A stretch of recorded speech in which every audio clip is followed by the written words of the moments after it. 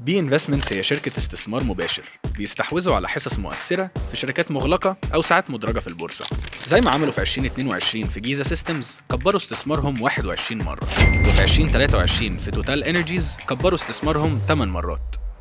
وحاليا عندهم حصص في شركات زي مدينة مصر، العزبي، جورميه، كونتاكت وشركات تانية كتير. في الحلقة دي من كونكت ساعدنا مع مصطفى الأنور، العضو المنتدب لشركة BPE بارتنرز، هنفهم منه أكتر عن الشركة، استراتيجيتهم في الاستثمار وإيه أهدافهم للفترة اللي جاية. فأنا بالظبط أكننا فعلا أنا عندي معهد السفارة وفاضلي دقيقة وقابلت حضرتك في الأسانسير وعايز في خلال دقيقة تقول لي تقنعني ليه بي انفستمنتس هو احسن انفستمنت تعملها دلوقتي اللي هو بيسموها 1 مينيت اليفيتر بيتش. انا قابلتك في الاسانسير وقلت لي ليه استثمر دلوقتي انا في بي انفستمنتس. طيب انا هلخصها خلي لك. بالك برضه انت كان بعد الحلقه دي خلاص تبقى مشهور جدا بقى والناس كلها عارفه ده السي او بتاع بي انفستمنت. انا فاهم ان دي اكسكلوسيف لرامبل لا الخصها لك في جمله احنا دايما بنقولها، احنا we provide private equity returns to public equities investors. اهلا بيكم في حلقه جديده من رامبل كونكت ذا بيتش. النهارده حلقه مهمه جدا بالنسبه لنا لان احنا مقتنعين ان احنا مشينا على خطى الناس ديت، وزي ما هم بطريقتهم عرفوا يتيحوا الاستثمار بشكل ما او يديموكراتايز انفستنج بطريقه معينه، احنا برضو بنحاول ندعي ان احنا عملنا زيهم. الحاجه التانية هم شركه قلبوا الماركت السنه اللي فاتت لما قرروا ان هم يوزعوا ديفيدنز بالدولار. معانا مصطفى الانور، هو سمح لي ان انا اقول له اسمه من غير اي القاب، واحنا قعدناه على الكرسي اللي فيه هنا الدولار ساين عشان ماشي مع الديفيدنس اللي هم وزعوها السنه اللي فاتت والسنه دي كمان. ايه الاخبار؟ الحمد لله. ثانك يو سو ماتش فور ان انت اديتنا من الوقت. مصطفى، اللي احنا بنحاول نعمله في سلسله الفيديوهات ديت اللي احنا بنحاول نقرب الناس اكتر للفكر والناس اللي ورا الشركات اللي هم مدرجه في البورصه المصريه. الشركه النهارده هي بي انفستمنتس وهي شركه استثمار، صح؟ استثمار مباشر. فمصطفى ممكن تبدا الاول انك تعرف نفسك وبعد كده هبتدي بقى اسالك شويه اسئله. شور. انا مصطفى الانور، العضو المنتدب بتاع بي بي اي بارتنرز. بي بي اي بارتنرز هي شركه اداره اصول، وهي المسؤوله عن اداره بي انفستمنتس اللي هي مدرجه في البورصه. انا ابتديت الكارير بتاعي سنه 2000 في اي اف جي ارمس في اسيت مانجمنت. قعدت 5 سنين في اي اف جي ارمس، وكانوا 5 سنين مفيدين جدا في حياتي لان ابتديت بالكريدت اند انفستمنت كورس بتاعهم. وفي الوقت ده كانت الظروف اللي بتمر بيها البلد والعالم كله كان متذبذب، فاستفدت كتير جدا بان انا شفت داون سايكلز واب سايكلز وعملنا حاجات مختلفة كتير جدا. من هنا اتنقلت عملت ماجستير ماسترز في لندن بزنس سكول، ماسترز ان بزنس ادمنستريشن، والفوكس بتاعي كان فاينانس وبرايفت اكويتي. انا معظم الكارير بتاعي في فاينانس. لما خلصت لندن بزنس سكول التحقت بمورجان ستانلي on the investment banking side. اشتغلت شويه في كابيتال ماركتس في اليو كي ديسك في مورجان ستانلي اوت اوف لندن، وبعدين اشتغلت في investment banking M&A pure M&A، وبعد كده رجعت على مصر. I joined بلتون كان وقتها بلتون برايفت اكويتي قبل ما نبقى بي بي اي بارتنرز in 2008 اخر 2008. وتدرجت بقى through the ranks في بي بي انا اي. عايزين نوضح كذا حاجه علشان ما نلخبطش الناس. اول حاجه اتس جود تو نو ان السايكلز اللي احنا بنشوفها دلوقتي دي موجوده من زمان. انا اعتقد احنا كجيل فاكرين هو ده يعني. لا ده احنا بنقول ان احنا الجيل ده يعني محظوظين جدا من اول ما ابتدينا. ابتدينا بسبتمبر 11 في 2001 يعني. فيعني فالسايكلز دي ده عادي يعني عادي. بالعكس اعتقد دايما وده اللي بحاول نقوله للناس، الناس اللي بتعرف تكسب في الاخر هي الناس اللي ما بتبقاش ايموشنال ولا بتطمع لما الدنيا بتطلع ولا بتخاف وبتبانك لما الدنيا بتنزل عادي. بس اللي بتلاحظه as we progress في السنين ان السايكلز بتقل. ما كل حاجه بتأثر. كل حاجه بتأثر. سايكل الاب سايد سريعه وبعدين داون سايد مبقاش في بركه في الوقت، والداون سايد بقت اقل كمان. يعني ما بتقعدش داون تيرن كتير، بتعدل وتطلع تاني يعني. الحاجه التانية عايزين نوضحها ان بي بي اي وبي انفستمنتس هم غير بلتون. هم اعتقد الفاوندرز بتوع بي بي هم الفاوندرز بتوع بلتون، شركه مدرجه بس هي ملهاش علاقه دلوقتي ما بين الشركات. والحاجه الثالثه ان بي انفستمنتس هي الشركه اللي انت اللي هي مدرجه في البورصه، صح. بيتم ادارتها عن طريق بي بي BPE اي. فهو يعني لما بتقول انا العضو المنتدب بي بي اي اللي بدير بي انفستمنتس، لان الناس تبقى عارفه هم دول الاداره اللي دي بتدير. الاداره اللي بتديره. حلو قوي. طيب بي انفستمنتس بتعمل ايه؟ بي انفستمنتس از ا برايفت اكويتي انفستمنت كومباني، شركه استثمار مباشر. وهنا برضو لازم نوضح للمشاهدين ونعمل ديستنكشن كبير ما بين برايفت اكويتي انفستمنت كومباني وانفستمنت هولدنج كومباني. اوكي. ايه الفرق؟ ان انا كمستثمر في استثمار مباشر او شركه استثمار مباشر، يوم ما بخش في استثمار ببقى التوجه بتاعي والمانديت بتاعي من day one ان انا هستثمر for a medium term horizon، وبعدين هتخارج eventually من الشركه دي. فالتخارج والاكزit is part of the plan and part Okay. of the strategy. whereas ان انت في investment holding company بتستثمر في شركات مختلفه. Okay. مش بشرط بغرض التخارج، Okay. ولكن بتستثمر فور فبرايفت ايكويتي انا بخش ايوه بيبقى عندي انفلونس، ايوه بكريت فاليو وعايز ابيع. صح انفستمنت انا بخش وقاعد. صح. اوكي. ممكن تتخرج في وقت من الاوقات، بس مش ده المانديت بتاعك من داي 1 كانفستمنت. يا بس التاني انا التاني انا ده المانديت بتاعي، انا بخش وبخرج.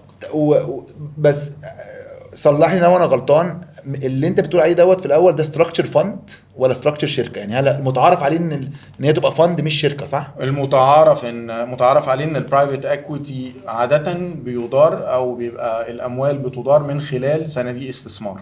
برايفت اكويتي فاندز. بس مش ده مش هو دوت الوضع بالنسبه للبي انفستمنت. مش ده الوضع بالنسبه للبي انفستمنتس.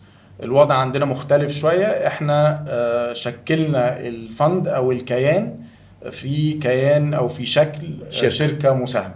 اوكي. وليه عملنا كده؟ لان كنا عايزين ان ايفر جرين كابيتال، بمعنى ان ما هواش كلوزد اندد فند بينتهي في وقت معين. احنا قلنا لا، احنا عايزين اوبن اندد فند او فند مستمر ما بينتهيش. وكان الحل ان احنا نأسسه في كيان شركه، واستفدنا من الاستراكشر ده.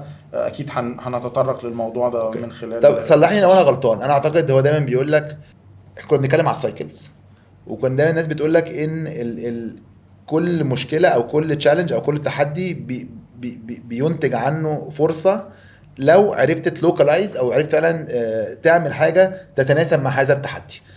صلحني لو انا غلطان. الاستراكشر الطبيعي انك تعمل برايفت اكويتي هو فند، صح. فناس صندوق استثمار بيخشوا فيه، بيستثمر عنده مده معينه يعرف يخرج منها. ما يخفيش على حد خالص ان الوضع مصر والوضع المنطقه خلال ال 12 14 سنه اللي فاتوا في تشالنجز كبيره. هل ده ادى الى ان احنا لا تعالوا نلوكالايز او نلاقي الطريقه اللي تمشي ان نعرف نعمل برايفت اكويتي بس نبقى عندنا مرونه في امتى نتخارج فنحافظ على الريتيرنز؟ ابسولوتلي. وكان الفكر بتاع المؤسسين او الفاوندرز وقتها، التو مين فاوندنج بارتنرز كان حازم بركات وعلاء السبع. ده كان الفكر اللي مؤسسه الشركه دي. قال لك برايفت اكويتي كتيرم اوف فاند 7 سنين ل 10 سنين، ده ستراكشر يقدر يمشي ويتماشى مع الحاله الاقتصاديه في الديفلوبد وورلد. اوكي. في امريكا، في اوروبا. انما في الديفلوبينج كونتريز ما اقدرش اتايم الاكزit بتاعي في خلال سنه او 2 او 3 او 5. لان at the end of the day بيحصل سايكلز وبيحصل تذبذبات في الاقتصاد وبيحصل تشالنجز. فبالتالي لازم يبقى عندي الفلكسبيليتي والحريه ان اقدر اتخارج at the right time. ممكن تدينا اكزامبل على حته الشركه فيرسز الفند فعلا ساعدتكم ان انتوا تحافظوا على الريتيرنز او تخلقوا العوائد اللي انتوا بتدوروا عليها؟ شور. ميزه الشركه فيرسز الفند ان الشركه ملهاش عمر بتنتهي بعديه. الفند في العاده عاده في البرايفت اكويتي بينتهي بعد 7 ل 10 سنوات. اوكي. فمدير الاستثمار مضطر ان هو يبيع الاسيتس بعد 7 سنين او في وقت ما بين 7 و10 سنوات. ما يقدرش يكمل بالاستثمار بعد كده. احنا الفلكسبيليتي اللي بتديها لنا الشركه دي بتفيدنا جدا في اسواق او بلاد زي مصر وزي الريجن وزي الديفلوبينج كونتريز. هديك مثال. احنا كنا لسه بنتكلم في توزيعات بي انفستمنتس اللي بالدولار في 22. ودي كانت جزء منها جاي من التخرج بتاع جيزة سيستمز. جيزة سيستمز احنا دخلنا فيها في سنة 2006 وكنا بنحاول نتخرج منها سنة 2010. جت الانستابيليتي اللي حصلت في السوق بسبب الثورة وقفت كل البروسيس بتاع التخرج. اضطرينا ان احنا نضخ استثمارات مختلفة، استثمارات جديدة جوه الشركة، ونغير البيزنس موديل بتاعها وناخدها بره مصر في حتت في بلاد مختلفة وأسواق مختلفة وإيفن في سب سيكتورز مختلفة.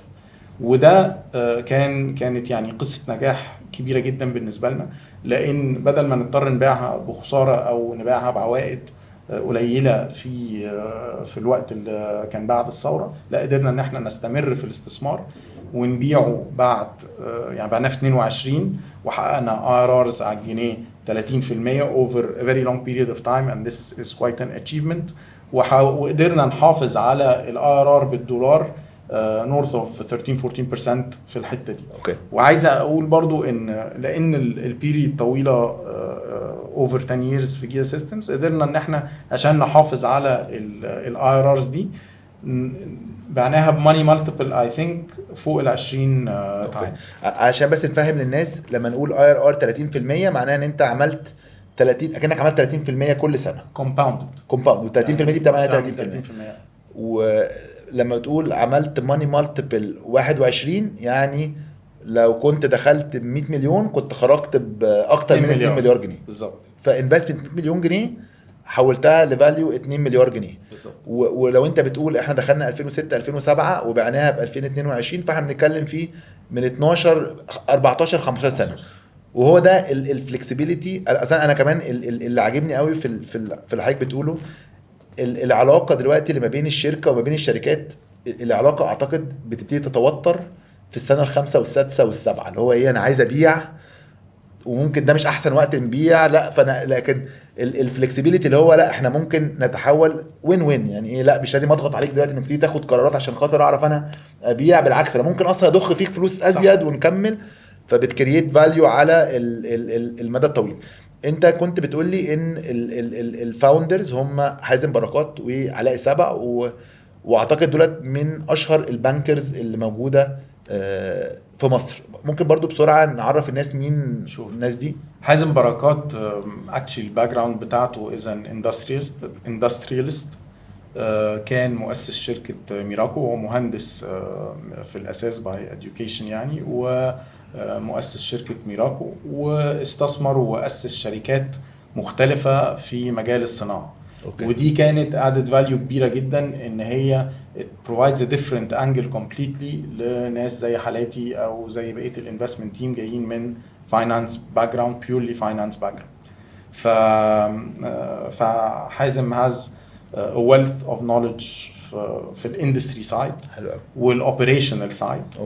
وهي بارتنرد اب مع علاء السبع. طبعا علاء ابتدى كان واحد مؤسسين الاسيت مانجمنت اندستري في مصر، وموفد اون انه ياسس هرمس اللي هي later became EFG هرمس، وبعدين اسس بلتون واسس BPE بارتنرز. ف wealth of expertise either on the operational side او من الفاينانس side. انا كنت في الاول بقول ان دي فرصه، او ان انتوا من اوائل الناس اللي قررتوا ان انتوا ممكن تتيحوا للاستثمار اللي هو كان دايما اكسكلوسيف لفئه معينه من الناس، ان دلوقتي اي حد ممكن يبقى عنده الاكسبوجر بتاعت البرايفت اكويتي. واعتقد احنا اوريدي عرفنا ناس برايفت اكويتي هو شركه استثمار او صندوق استثمار بيخش ياخد حصه حاكمه جوه شركه، يكريت حاكمه او مؤثره ويبيعها. ازاي عملتوا كده؟ او هل فعلا ممكن نشرح للناس ازاي انتوا عرفتوا تزودوا الخاصيه ديت للناس اللي هي الاكسس ليهم؟ ايوه بالظبط. الاتاحه دي من خلال الاي بي او اللي احنا قدرنا سكسسفلي نعمله في 2018. مفيش شركات برايفت اكويتي مدرجه في البورصه ولا في مصر ولا في الريجن، حتى في الخليج او في الريجن بتاعتنا ما تلاقيش شركات برايفت اكويتي مدرجه في البورصه. ايه الميزه بتاعت ان الشركه دي مدرجه في البورصه؟ ان هي اكسسبل للبابليك اكويتيز انفسترز. اي مستثمر بيستثمر من خلال البورصه يقدر يشتري سهم عندنا ويبقى مساهم في شركه بي انفستمنتس وياخد اكسبوجر لكل الانفستمنت بروسيس بتاعنا اللي هو حضرتك لسه شارحه، من اول ان احنا ندور على شركات واعده واستثمارات واعده وناخد فيها حصص مؤثره، ونعمل نحط الجفرننس اللي اي شركه محتاجاه. لان انت لو هتخش في شركه خاصه بتبقى مختلفه عن الشركات المدرجه في البورصه. البورصه فيه ريجوليشنز بتحط الاسس بتاعه الجفرننس والحوكمه اللي لازم الشركات تمشي عليها. لو بتخش في شركه برايفت الاسس دي ما هياش متواجده، يعني ما فيش ريجوليتور بيفرض عليها اسس الحوكمه دي. احنا كانفستر بنحط اسس الحوكمه دي. فالمستثمر اللي داخل معانا من خلال بي انفستمنتس بيبقى مطمن ان في حد بيدير الشركه وبيتابع الشركه، ومتاكد ان الحوكمه اللي اي بابليك اكويتي انفستور بيتطلبها بتطبق على الشركات البرايفت اللي تحتيه. لا انا عايز اقول اصل هو اعتقد من الحاجات اللي احنا دايما بننادي بيها وعندنا مشكله فيها، دايما بنقول ان دايما احنا عندنا في مصر فيها حاجه اسمها ديانه الاستثمار، اللي هو ايه، انا ديني في الاستثمار هو العقار، انا ديني في الاستثمار هو الذهب، انا ديني في الاستثمار. دايما عندنا هو ايه، محفظه الاصل الواحد. واعتقد من النصايح اللي ما فيهاش جدال هو انك تنوع من استثماراتك. ودايما تنويع من الاستثمارات ده هو انت جزء منه يبقى في شركات، جزء منه يبقى في ذهب، جزء منه يبقى في عقار.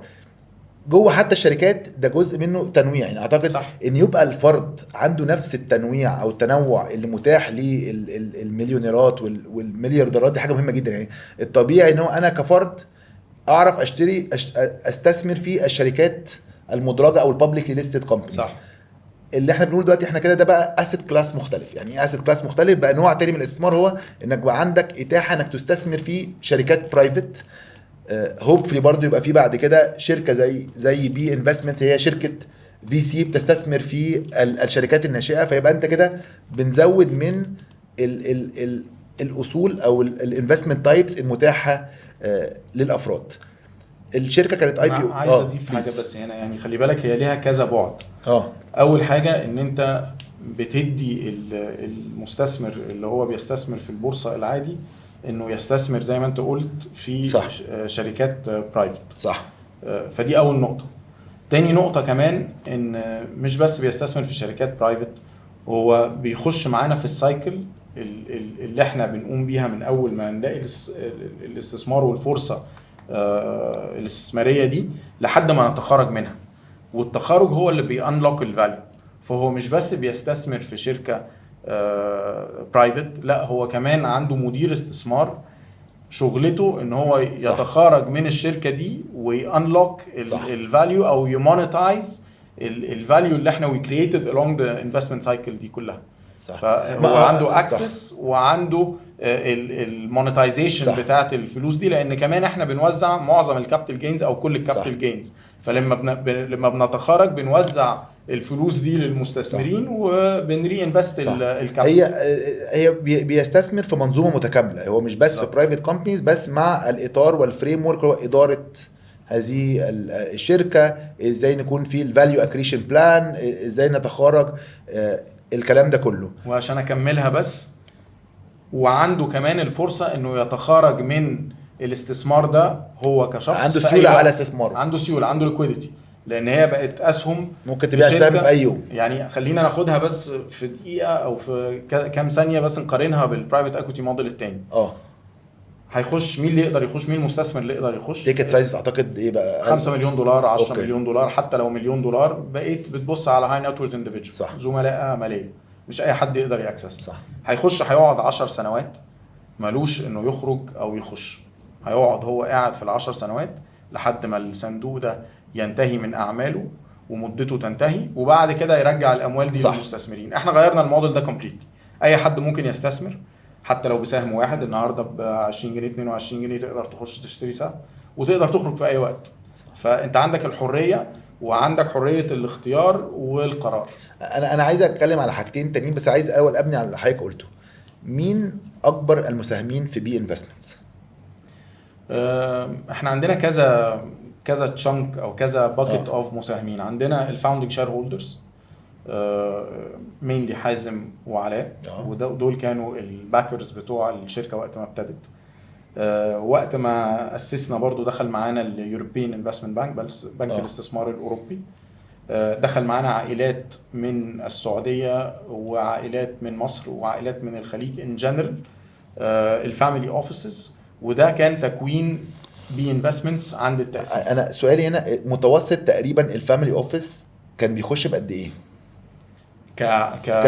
كتيكت at the time I think كانت يمكن من 50 ل 100 مليون جنيه، وده كان في 2006. انا هو ده اللي انا عايز ابني عليه، اللي هو فعلا انت دلوقتي بقى عندك الفرصه ان انت تكون حد من هؤلاء الشركاء اللي احنا قلنا، فاميلي اوفيسز في السعوديه، البنك الاوروبي الاستثماري، بنك الاستثماري الاوروبي. من اول دلوقتي اعتقد سهم اخر مره كان 21 او 23، من اول 23 جنيه انت بقيت بتكسب معاهم بتخسر معاهم، خلاص انت شريك. ده هو اعتقد هو دوت الديموكراتيزيشن او الاتاحه اللي احنا كنا بنتكلم عليها. انا اعتقد برضو في حته تانية مهمه جدا، احنا دايما، لان انا برضو شايف ان احنا بنحاول نعمل حاجه قريبه من اللي انتوا بتعملوه، هو حته الكونتريبيوشن للسيركل ايكونومي، او ازاي انتوا بتفيدوا الاقتصاد. يعني لما الناس تفكر فيها ان دلوقتي بقى في انا عندي القدره ان انا استثمر في هذه الشركات، واحنا صح. يعني من شركات المستثمر فيها حاجات زي قلت جيزه سيستمز اللي كانت مصريه ودلوقتي بعتوها، مدينه مصر جورمي، ثروه او كونتاكت. انا بقى عندي قدره ان انا ابقى مستثمر فيهم.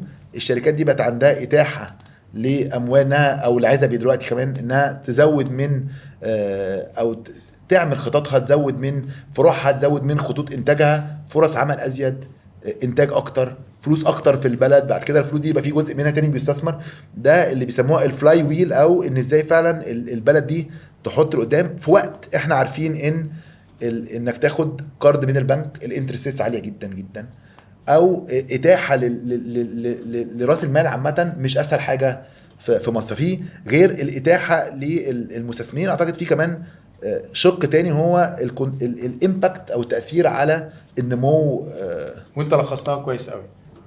احنا كنا بندردش قبل التسجيل وكنا بنتكلم على what problem we solve، او احنا بنضيف ايه للمجتمع اللي احنا فيه دلوقتي. we touched upon اول نقطه، واللي هي اكسس للمستثمر بتاع اللي بيستثمر في البورصه، اكسس تو الموديل اللي احنا بنتكلم فيه، والبرايفت اكويتي.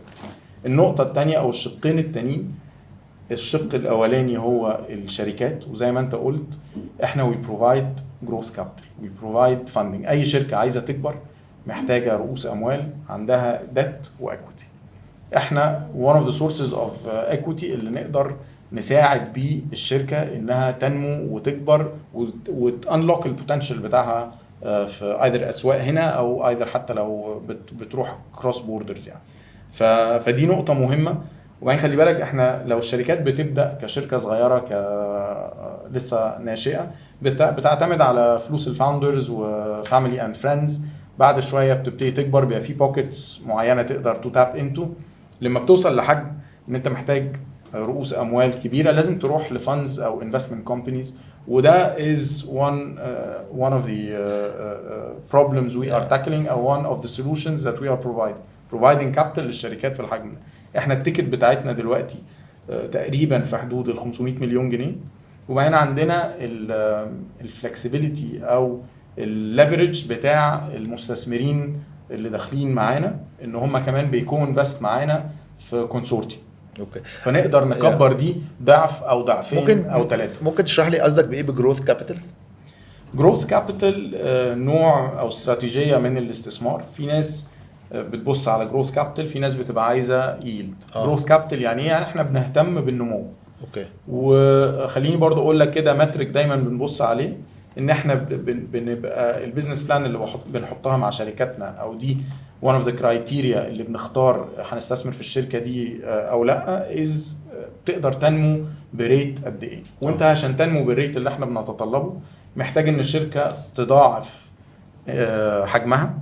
either بقى عايز تبص لها in revenues او EBITDA regardless، كل شركه بيتبص لها من منطلق مختلف. تدبل in 3 to 4 years. وفي الوقت الحالي بسبب الانفليشنري environment اللي عايشين فيه والتضخم والانترست ريتس العاليه، احنا بنتارجت ان الشركه تدبل افري 3 years. فان الشركه حجمها يبقى الضعف كل 3 سنين.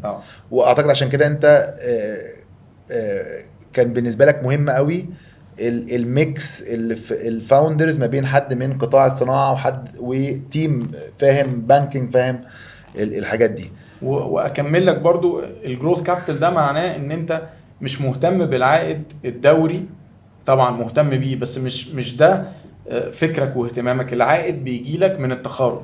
صح. فالمهم ان الشركه تقدر تكبر وتقدر تنمو لمرحله ان انت وانت بتتخارج تعمل اضعاف اللي انت دخلت بيه. فانت لما قلت لي في حته النمو ماني مالتيبل 21 مره، معناها ان قيم او حجم شركه جيزه سيستمز كبر 21 مره في تقييمها كبر 21 مره.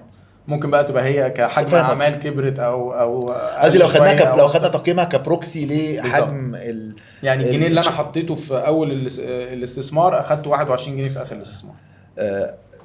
حلو. وانا اعتقد هو ده اللي كنا بنتكلم عليه. اعتقد ده يتطلب نوع معين من الكابيتال، وده مهم جدا برضو.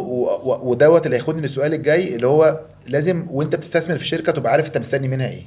فوانت بتستثمر في شركه زي بي انفستمنتس لازم تبقى عارف ان الشركه دي بتستثمر في شركات بتاخد وقت علشان تخلق فاليو، وبعد كده بتبيع تبقى عامله نطه لفوق. عايز اقارن ما بين الوقت الاي بي او كان 2018 2024 ساعتها كانت قيمه الشركه قد ايه وكان فيه فلوس قد ايه، والنهارده او وزعنا قد ايه والنهارده قيمه الشركه قد ايه. طيب خليني اخد المقارنه دي برضو. انت عارف ان احنا لسه عاملين الشير سواب بتاع او اف اتش. فده يعني الدنيا اختلفت بعد الشير سواب، لان ده اكنه ريزنج اديشنال كابيتال. هاخدها لحد قبل الشير سواب بالظبط. هاخدها عشان نبقى بنقارن ابلز تو ابلز. احنا لما عملنا الاي بي او في 2018 كان التقييم على ما اعتقد الفالويشن بتاعت بي انفستمنتس كانت في حدود $1.5 مليار او $1.6 مليار. لما ابتدينا خالص الكابيتال بتاع بي انفستمنتس كان 600 مليون، وي ريزد 500 مليون ثرو الاي بي او. فالكابيتال بيس كان $1.1 مليار والفالويشن كانت $1.6 مليار تقريبا. وكان ساعتها معاكم كاش 500 اللي انتوا ريزد. بالظبط. عملنا ايه في الفتره بقى اللي من 2018 ل 2023 2024؟ استثمرنا ال 500 مليون وبعنا جزء من الشركات اللي كان عندنا. وده اللايف سايكل الطبيعي للبرايفت ايكويتي. في 2023 قدرنا ان احنا نوزع عن ارباح 22 حوالي $26 مليون او $25 مليون ونص بالدولار. ودي كانت واحده من يعني الكيس دي كانت واحده من الكيسز القليله في السوق المصري ان شركه الكابيتال بيس بتاعها بالجنيه بتقدر انها توزع بالدولار. عشان كده بقول لك حاطين لك الساين الدولار دي اللي اي حد تاني بيجي بنحط له ساين جنيه مصري. مش عارف دي ميزه ولا لا، بس خليها في الوقت الحالي ميزه. فبقول لك واحنا ده قدرنا نعمله ليه؟ لان احنا لما تخرجنا المستثمر اجنبي فقدر ان هو نتفاوض معاه انه يدفع بالدولار، ومن خلالها برضو ده فورن دايركت انفستمنت انتو مصر. ما هو الحاجات دي داخله على بي انفستمنتس اللي هي شركه مصريه، وقدرنا ان احنا نوزع الربح او الكابيتال جينز بالدولار على المستثمرين. وفي 2023 او يعني 2024 عن سنه 23 وزعنا تقريبا 5 وشويه مليون دولار كمان. لو اخدت ان توتاليتي التوزيعات بتاعت 23 و24 في ال 12 شهر دول، احنا لسه موزعين اخر توزيع ده في اخر شهر 8 اخر اغسطس، موزعين تقريبا 30 مليون دولار يعني $1.5 مليار جنيه. اللي هي الفالويشن اللي كنا مقيمين بيها الاي بي او سنه 2018. مش بس كده، احنا دلوقتي السهم كمان is more than double قيمته وقت الاي بي او. فانت لو اخدت ضعفين بالاضافه الى التوزيعات اللي احنا واخدينها سو فار. وكان في توزيعات طبعا قبليها من الاي بي او كان حوالي 400 مليون جنيه يعني الماركت كاب بتاع بي انفستمنتس قبل في حدود 3 مليار. ودلوقتي خلينا بس نحسب الاول ال 3 مليار زائد التوزيعات ادي 4.5 فيرسز 1.5 وقت الاي بي او. فانت الماركت كاب اتضاعف ورجعت للناس تقريبا الكابيتال الديفيدنس كله رجع. مش ده كل بالظبط. ده عشان ده قبل ما او اف اتش تحصل. لما عملنا او اف اتش، لو ارد على سؤالك بتاع الماركت كاب دلوقتي كام، احنا تقريبا في حدود ال 5 مليار. حلو قوي. ليه؟ لان الاسهم بتاعه او اف اتش احنا اصدرنا اسهم جديده واديناها للمساهمين، فده الفرق بين الثلاثه والخمسه او الثلاثه وشويه ايه ممكن دلوقتي احنا اتكلمنا برضو من الناس على اداء الشركه دلوقتي محفظ. لا انا دلوقتي لو انا استثمرت اشتريت سهم بي انفستمنتس، انا بقيت مستثمر في انهي شركات دلوقتي؟ يعني ايه اهم، حتى مش لازم كلهم، بس الاهم الشركات اللي في البورتفوليو بتاعت بي انفستمنتس. عندنا لو شركات بنتكلم على شركات مدرجه في البورصه، عندنا مدينه مصر. لو شركات خاصه عندنا حصه في العزبي، دي برضو كان استثمار عاملينه السنه اللي فاتت بشراكه مع الصندوق السيادي المصري. عندنا حصه في بساطة دي شركة تحتيها شركة الكترونيك بيمنتس، تحتيها بي ومصاري. اوكي. عندنا بساطة فاينانشال دي تحتيها تمويل اللي هي مورجج وليسنج، وتحتيها مايكرو فاينانس. عندنا بي هيلث كير انفستمنتس، دي شركة أسسناها بتستثمر في السبيشالايزد هيلث كير سيكتور، واول استثمار عملته هو المركز المصري Egyptian IVF Center ده في قطاع الفيرتيليتي والأخ. وبنبص على شركات تانية دلوقتي من ضمن وعندكم دلوقتي ثرو اوف اتش كونتاكت، وعندنا اخر استثمار او اف اتش اللي هو كونتاكت. دلوقتي بقى اسمها كونتاكت، غيروا الاسم لكونتاكت. هم غيروا كونتاكت لثروه الكونتاكت. اوكي. انتوا غيرتوهم تاني؟ لا احنا جينا لقينا هم غيروا. فانا دلوقتي كمستثمر في بي انفستمنتس ما بين مدينه مصر، واعتقد اعتقد لو عايزين نعمل كيس ان بوينت كده على الانفلونس وتغيير، هو اعتقد مدينه مصر من الاكزامبلز اعتقد الواضحه جدا. واحنا كان حظنا حلو، عملنا حلقه مع عبد الله سلام، الناس كلها عارفاه الشارك يعني. وانتوا وهو بقى بيدير مصر قبل ما يبقى شارك، بس عشان برضه الناس تبقى ده حقيقي. وقلنا مدينه مصر، قلنا حاجات في الالكترونيك بيمنتس، حاجات في الهيلث كير في حته الفيرتيليتي، سبيشالايزد هيلث كير، كونتاكت او كونتاكت والعزبي. ولو انا فاهم صح ان برضو انتوا كبي انفستمنتس لسه عندها كاش ولا كاش خلص؟ في لسه كاش ممكن تعمل انفستمنت ثانيه؟ عندنا كاش من التخرجات اللي عملناها، يعني احنا استثمرنا الكاش اللي خدناه من الاي بي او، وبعدين لما تخرجنا راس المال اللي خدناه من الاستثمارات دي اللي رجعناه لسه معانا كاش. وزعتوا جزء وسبتوا جزء لاستثمارات اخرى؟ سيبنا جزء لاستثمارات اخرى. لو سالتك شايف بي انفستمنتس كمان 10 سنين شايفها فين؟ احنا طموحاتنا ان نبقى the leading private equity investment company في الريجن. مش في مصر. احنا one of the leading دلوقتي يعني في مصر. فعايزين نبقى one of the leading في فهل ده الاتجاه. طب والثلاث سنين الجايين مركزين على ايه؟ سؤال انترستنج. الثلاث سنين انا كنت لسه بشرح لك، وهقسم الاجابه على السؤال ده. لسه بشرح لك البورتفوليو كومبانيز. احنا في 3 سنين we want to double the size of the portfolio companies. فلو بنبص على المحفظه الحاليه اللي حضرتك لسه متكلمين فيها وعدد الشركات اللي احنا متكلمين فيه ده، عايزين نحافظ على النمو اللي احنا كنا بنبص عليه وعلى العوائد اللي احنا بنحققها. فبالنسبه للشركات دي عايزين ندبل in 3 years. دبل مش دبل عدد كل شركه دبل in 3 years بالظبط. اوكي ده بالظبط. النقطه الثانيه بالنسبه برضو للشركات اللي احنا مستثمرين فيها حاليا والانفستي كومبانيز، بنبص ازاي نقدر ان احنا نكسباند بيوند مصر وبيوند اور بوردرز. فده الاهداف بتاعه الثلاث سنين للشركات اللي احنا مستثمرين فيها: النمو، سرعه النمو، والتوسع خارج مصر. احنا حتى يعني كان واضح برضو مع عبد الله برضو ان هو عندهم حتى جوه مدينه مصر كان بيتكلم عندهم ايه الحاجه الثالثه؟ انا اسف ان انا قطعتك. لا ما فيش. الحاجه الثالثه اللي احنا عايزين نبص عليها بالنسبه للبي انفستمنتس نفسها، ان احنا برضو، ودي لسه دي مناقشه انترنالي ما بين المانجمنت، ان احنا بي انفستمنتس نفسها تاكسباند بيوند البورد، تانفست بره. ودي اي ثينك حاجه لازم كل الشركات القائمه والموجوده في الاقتصاد المصري حاليا تبتدي تبص على الموضوع ده يعتبر من وجهه نظرنا احنا ده اكنك بتصدر. احنا ما عندناش سلعتنا هي الاستثمار. لما تخرج بره ده هيساعد على خلق فرص بره، وهيساعد على فورين كارنسي انكم، وهيساعد ان انت تقدر ترجعه تاني لما تيجي توزع للمستثمرين بتوعك هنا. فده وجهة نظرنا للحتة دي. بس فاي ثينك الحاجة التانية برضو اللي يعني بنناقشها day in day out، احنا في الفترة اللي فاتت كنا one of the most active investors في مصر. عملنا استثمارات مختلفة، يعني عملنا شراكة مع الصندوق السيادي ودكتور أحمد العزبي في شركة العزبي. عملنا بي هيلث كير انفستمنتس، ودخلنا في استثمارات برضو من خلال المنصة دي.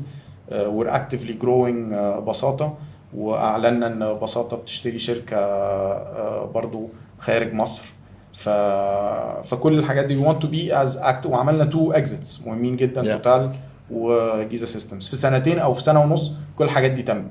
عايزين نبقى as active as we were في السنتين دول، ان احنا نكمل في ال3 سنين اللي جايين بنفس الاكتيفيتي. انا قلت هتقول لي بقى عايزين بقى نريح شويه. لا بالعكس. لو احنا بنحب دايما في كل حلقه ان انا احاول استنتج ايه ال3 حاجات اللي بتميز بي انفستمنتس او الشركه، وقول لي انا بفكر صح ولا انا محتار او انا غلطان. من اللي انا استشفيته من الكلام دوت، في حاجتين انا حاسسهم قوي وبحاول افكر في الثالثه. الحاجه الاولى هي يونيك بزنس موديل.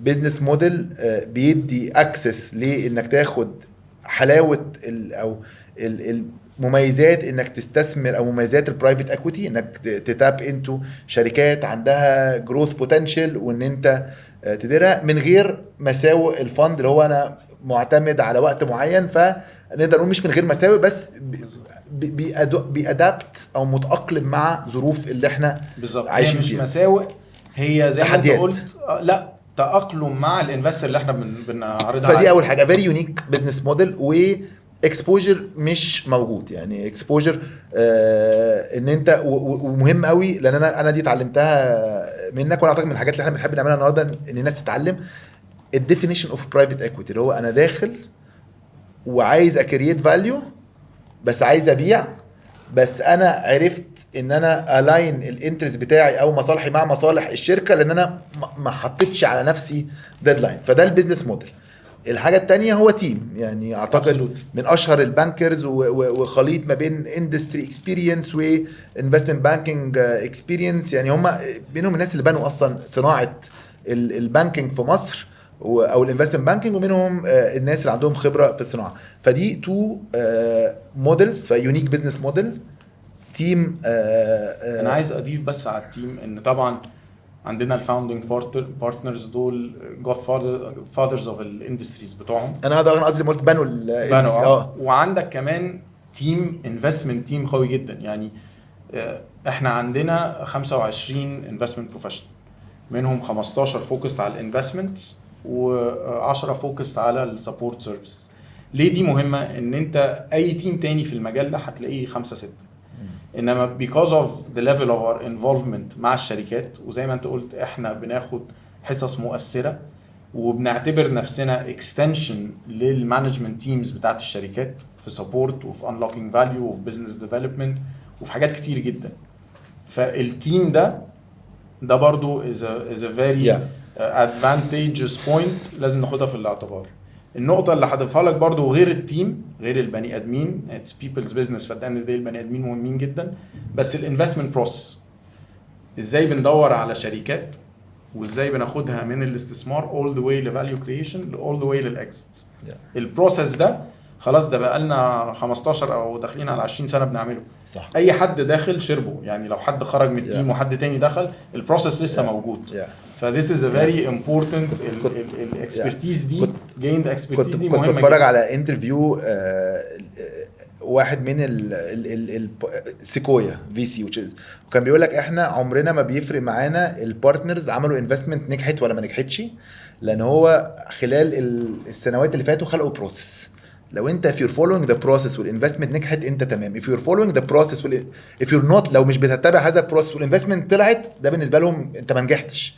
فهو بالنسبه لهم ما بيقيسوش النجاح على حسب الانفستمنت نجحت ولا لا، بس على اساس قد ايه الناس فولود البروسيس. فانترستنج جدا برضو ان اسمعك بتقول نفس الكلام. فانا قلت فقلنا تيم بتراك ريكورد ببروسيس يونيك بزنس موديل اللي هو برايفت اكويتي with a flexible موديل بمرونه. وانا الحاجه الثالثه هي اتس يونيك انفستمنت اوبورتيونيتي. يعني يوجوالي عشان تنفست في برايفت اكويتي فلوسك تايت، كلمني كمان 5-10 سنين اقول لك ايه النظام.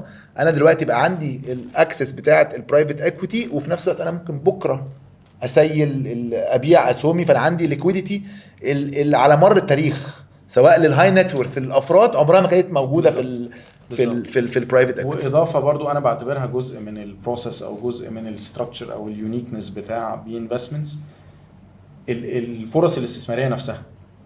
انك تعرف تجيب الفرص دي فرص ساعات يعني احنا بندور عليها left right and center، وساعات بنخلقها we create the opportunity. احنا we spot the opportunity وبنروح للسبونسر او الفاوندر او الشير هولدر نقول له احنا شايفين اكس ونقدر نشوف ان اكس دي هتروح لزي وعايزين نشاركك وهنعمل 1 2 3. هو مش بيدور اساسا على شراكه، ولكن انت لما بتخلق الفرصه وبتروح له وكلها هتلاقيها ثرو النتورك بتاع البيبل، ترجع تاني للبيبل. بالظبط عشان كده كنت اقول لك كده. بس انا اعتقد انت لما تروح لحد وانت بتقول له احنا مش بس بانكرز، احنا بانكرز وناس من الصناعه، اعتقد بتدي كومفورت. اخر حاجه، وبما اني انا كمان حتى فوتت ميعاد السفاره وهقتل التيم، بنعتذر عن الموضوع هقتل التيم.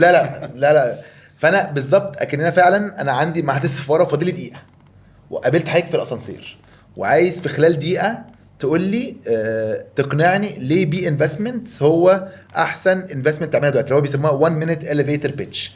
انا قابلتك في الاسانسير وقلت لي ليه استثمر دلوقتي انا في بي انفستمنتس. طيب انا هلخصها لك. خلي بالك برضه انت كان بعد الحلقه دي خلاص تبقى مشهور جدا بقى والناس كلها عارفه ده السي او بتاع بي انفستمنت. انا فاهم ان دي اكسكلوسيف لرامبل لا الخصها لك في جمله احنا دايما بنقولها، احنا we provide private equity returns to public equities investor. انت كمستثمر في البورصه المصريه الطريقه الوحيده المتاحه ان انت تو اكسس البرايفت اكويتي بزنس موديل والبرايفت اكويتي انفستمنت بروسيس، وبالتالي البرايفت اكويتي ريتيرنز اللي اتكلمنا على الماني مالتيبلز والاضعاف بتاعه الفلوس المستثمره. اتس يور اونلي جيت واي انتو ذات. هل في مصر وبره مصر مثبت ان البرايفت اكويتي ريتيرن طبعا اون ذا لونج ران؟ طبعا البورصه طبعا بتلاقي سنين عملت ارقام عاليه جدا، ممكن تبقى 100% ريتيرن في حاله الديفلوبينج كانتريز، بس في سنين تانية بتلاقي البورصه برضو ممكن تخسر فلوس كتير. on the long run هي مثبته ان البرايفت اكويتي even though it became a little bit more challenging في الفتره اللي فاتت، بس on the long run ده جرى العرف عليه. بس طبعا لازم تختار المانجر الصح. انا معاك، قصدي هو الطبيعي دايما في عرف في الاستثمار هو كل ما الريسك بيعلى كل ما الريتيرن بيعلى. واعتقد الطريقه البرايفت اكويتي بنعرف نتفادى او نميتيجيت فيها الريسك ان انت يبقى فيه تيم عنده القدره ان هو يسبوت او يلاقي الفرص الاستثماريه اللي هي برايفت فلسه مستخبيه. لان خلي بالك هي المتعارف عليه ليه ان برايفت اكويتي نسبه المخاطره فيها اعلى، ان البابليك اكويتيز از governed regulated، البرايفت اكويتيز نوت. فبالتالي دايما بيقول لك دي governed وريجوليتد وشركه بقى لها كذا سنه مدرجه في البورصه وشايفين البرفورمانس بتاعها ماشي ازاي. البرايفت اكويتي مفيش الريجوليتور بتاع الاستثمار ده، في الريجوليتور كاسيت مانجر طبعا تحت مظله الاف ار اي كريجوليتور، بس الاستثمارات دي احنا لازم نحط الجفرننس والحوكمه. فدي تطمن اي حد انه داخل في شركه خاصه ان معاه مدير استثمار بيقدر يعمل الموضوع. انا فهمت دلوقتي قصدك اكتر. احنا بنتكلم على البرايفت اكويتي، هما ممكن تكون في شركات هيدن جيمز او مش باينه، بس يوجوالي بيبقى فيه نوعين من مخاطر عاليين جدا للاستثمار في البرايفت اكويتي. النوع المخاطر الاول هو الكوربريت جوفرنس او الحوكمه، هل تدار هذه الشركات كفاميلي بيزنسز كل واحد بقى بمزاجه النهارده، ولا كتدار فعلا كمؤسسه وفي تفرقه ما بين ده مالك وده اداره والاداره فعلا مستقله، فالحوكمه. والحاجه الثانيه هي السيوله. انا دخلت بقى عشان كده انت بتقول لي احنا اللي احنا عملناه ان احنا خلال هذا التيم، لا لما بتقول لك انا مش بس انت بتاخد برايفت اكويتي، انت دخلت جزء من اطار بروسيس ازاي بنخش في الاستثمارات، ازاي بنزود الحوكمه، الكلام ده كله. فحلكت اول مشكله، والمشكله الثانيه اللي هي مشكله السيوله عالجتها عن طريق ان شركه انا اسهمي مدرجه في البورصه، عايز تشتري النهارده عايز تبيع بكره، مش مزنوق معانا كشريك. واخر نقطه برضو، لان انت يو تاتشت ابون المخاطر والريسك، احنا برضو كبرايفت اكويتي انفسترز بنبص على بالانس بورتفوليو. يعني في الاخر انت اتكلمنا على 6-7 شركات كلها في قطاعات مختلفه، فمش هروح بمنتاليتي انا داخل في قطاع واحد ب 50% من الفلوس المداره او الاموال المداره. لا، وي بالانس اوت الريسك. لازم تبقى شايف البروفايل بتاع الشركات، واخد باتس مختلفه، واخد باتس، ومش عايز اسميها باتس لانها بتبقى مدروسه دراسه مش قادر اقول لك بنقعد قد ايه ندرس يعني عشان تعمل الترانزاكشن دي ممكن تاخدك سنه. متخيل. وانا اعتقد احنا برضو حاجه دلوقتي، بما ان كنا بنتكلم، كنت انا بسالك قبل التسجيل طب ما تعليم يعتبر برايفت اكويتي في مجال التعليم، في برايفت اكويتي في مجال المستشفيات، واعتقد اللي انا فهمته منك وصلحني لو انا غلطان، ان واحد برايفت اكويتي لازم يكون عنده الفكره بتاعت انا عايز اتخرج، صح. على حد علمي ولا تعليم عاوز يتخرج من الجامعات، بالعكس هو عاوز يجنريت فاليو منهم، ولا المستشفيات. واعتقد الحاجه الثانيه هو هنا في مجال التعليم، هنا في مجال الهيلث كير او الصحه، انتوا عندكم القدره ان انتوا تبقى عندكم في دايفرسيفيكيشن، واعتقد ده ناتج عن البيزنس موديل. ما انا مش عايز اقعد هناك، انا بخش صح. بلاقي اوبورتونيتي بتكبر، وانا مش لازم ابقى في القطاع ده. يعني انا النهارده داخل في التعليم، كمان سنتين التعليم مش مجزي، انا مش لازم ابقى فيه، انا بغير على طول. عشان كده احنا سيكتور اجنوستيك، وفي بعض الحالات اوبورتونيستيك.